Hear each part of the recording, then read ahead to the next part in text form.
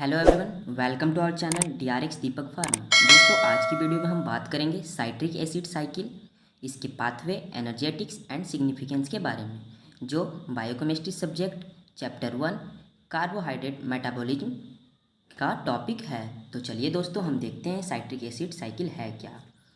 तो it is also known as Krebs cycle. इसे हम क्रैप साइकिल भी बोलते हैं और टीसीए साइकिल भी बोलते हैं। TCA means try carboxylic acid cycle.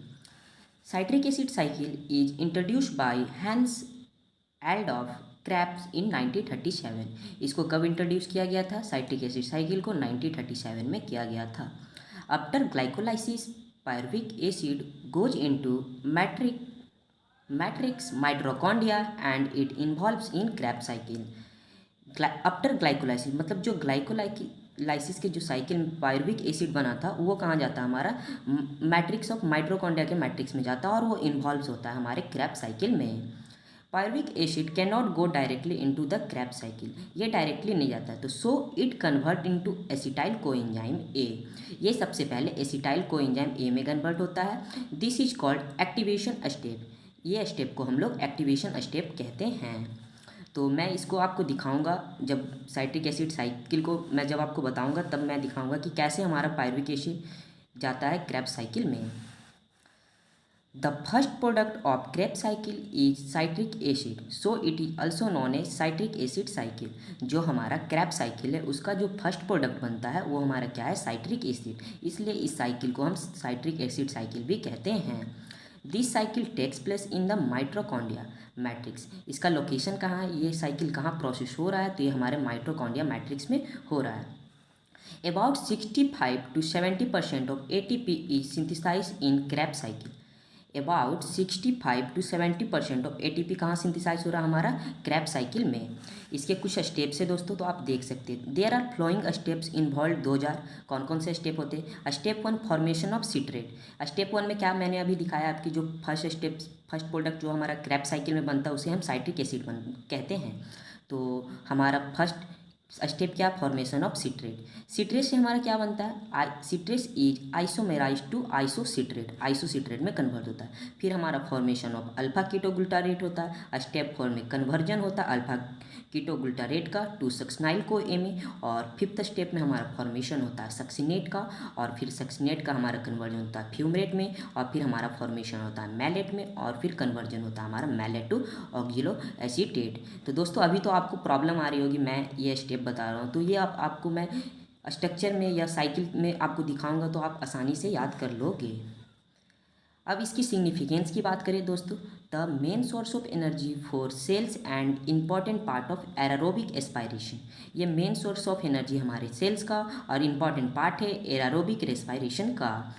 It explain the process of breaking of pyruvate into CO2 and H2O। ये क्या है? प्रोसेस ऑफ ब्रेकिंग, हमारा कैसे ब्रेक हो रहा है पायरुवेट, किसमें? CO2 एंड H2O में। ये बहुत प्ले इंपॉर्टेंट रोल करता है। It is a play in important role in gluconeogenesis and lipogenesis and interconversion of amino acid में। दोस्तों, अब हम इसकी पाथवे को समझेंगे कि साइट्रिक एसिड साइकिल की पाथवे क्या है और कैसे कैसे हो रहा है। तो सबसे पहले ग्लूकोज जो है हमारा दोस्तों, वो पायरुवेट में कन्वर्ट होता है। मैंने बताया था कि हमने जो ग्लाइकोलाइसिस पाथवे है वहाँ से हम पायरुवेट को लेंगे, तो उससे कन्वर्ट होता है एसिटाइल को ए में बनता है। ठीक है, एसिटाइल को ए से सिट्रेट बनता है हमारा। तो यहाँ देख सकते हो प्रोसेस कैसा हो रहा है। तो ये सिट्रेट है, तो सिट्रेट यहाँ पे एक एंजाइम है, एकोनिटेश।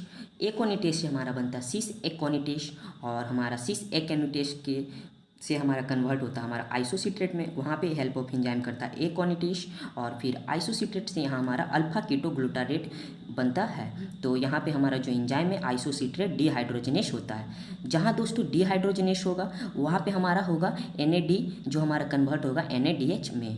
तो ये बात को आप ध्यान रखना। और 1 NADH इक्वल टू कितना होता है दोस्तों? 3 ATP होता है। अब अल्फा कीटोग्लूटारेट हमारा कन्वर्ट होता है सक्सिनाइल को ए में। तो यहाँ पे भी हमारा अल्फा कीटोग्लूटारेट डिहाइड्रोजनेस कॉम्प्लेक्स है, तो यहाँ पे भी हमारा NAD+ से कन्वर्ट होगा NADH में, और यहाँ पे CO2 हमारा रिलीज होता है। फिर हमारा सक्सिनाइल को ए से हमारा कन्वर्ट होता है हमारा सक्सिनेट में। तो यहाँ कौन सा एंजाइम होता है? सक्सिनाइल को ए सिंथेटेस।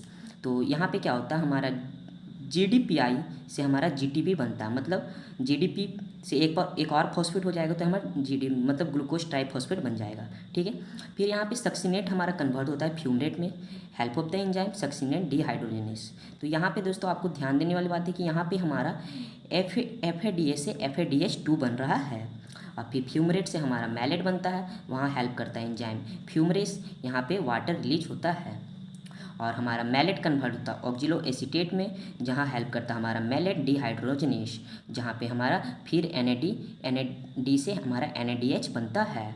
फिर उसके बाद ऑक्जिलो एसीटेट हमारा कन्वर्ट होता है सिट्रेट में by the help of enzyme citrate synthesis. तो इसे दोस्तों हम TCA साइकिल या क्रैब साइकिल या साइट्रिक एसिड साइकिल कहते हैं। अगर दोस्तों आप 5 मार्क्स में एग्जाम में आए तो आप इतना भी लिख के आओ, तो मैं जितना बता रहा हूँ तो ये काफ़ी इंपॉर्टेंट है। अब मैं इसको बताऊंगा कि आपको क्या कौन सी ट्रिक से आप इसे याद रख सकते हो। तो एक ट्रिक मैंने बनाया दोस्तों आप लोगों के लिए, तो देख सकते हो, cricket coach of India appoint smart staff for man office. तो क्रिकेट से हमारा सिट्रेट हो जाएगा, कोच से हमारा सी एकोनिटेश हो जाएगा, और आई से हमारा आइसोसिट्रेट हो जाएगा, और ए से मतलब अल्फा मीन्स अल्फा कीटोग्लूटरेट हो जाएगा, और फिर यहाँ क्या बनता है सक्सिनाइल कोए, तो एस से हमारा सक्सिनाइल कोए हो जाएगा, फिर हमारा सक्सिनेट में फिर एस आ रहा है तो फिर सक्सिनेट हो जाएगा, और एफ से हमारा फ्यूमरेट, और एम से हमारा मैलेट, और ओ से हमारा ऑक्जिलो एसीटेट। तो दोस्तों ये एक ट्रिक है जो आप इससे याद रख सकते हो साइट्रिक एसिड साइकिल को। अब दोस्तों हम इसकी एनर्जेटिक्स की बात करते हैं।